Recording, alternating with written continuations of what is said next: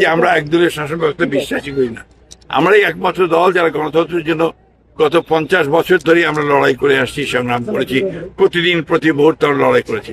আমাদের নেতা শহীদ প্রেসিডেন্ট জিয়াউর রহমান বহুদলীয় গণতন্ত্র প্রতিষ্ঠা করেছিলেন। আমাদের নেত্রী Khaleda Zia parliamentary form of democracy করেছেন।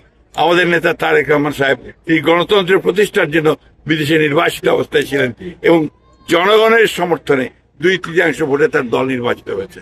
সুতরাং আমাদের গণতন্ত্র নিয়ে কেউ প্রশ্ন করতে গেলে এটা তার জন্য সমীচীন হবে না। এছাড়া জামাতে ইসলাম তো আপনার একটা রেজিমেন্টেড পলিটিক্যাল পার্টি, তারা তো গণতন্ত্রে বিশ্বাস করে না।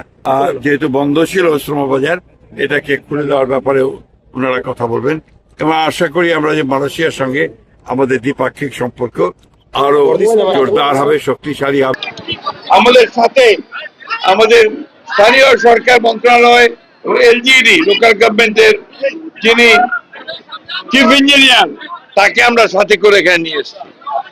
তিনি দেখেছেন ইনশাআল্লাহ খুব দ্রুত এটা ফিজিবিলিটি স্টাডি করে এই ব্রিজ আমরা অবশ্যই নির্মাণ করবো ইনশাআল্লাহ। আমাদের সরকার মাত্র 3 মাস সময় হয়েছে। এই 3 মাস সময়ের মধ্যে বহু কাজ তারা শুরু করে দিয়েছে এবং কাজ করছে।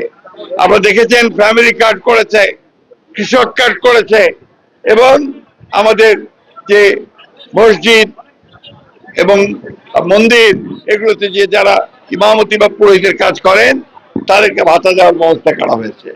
সেই সঙ্গে খাল কাটার কর্মসূচি গ্রহণ করা হয়েছে।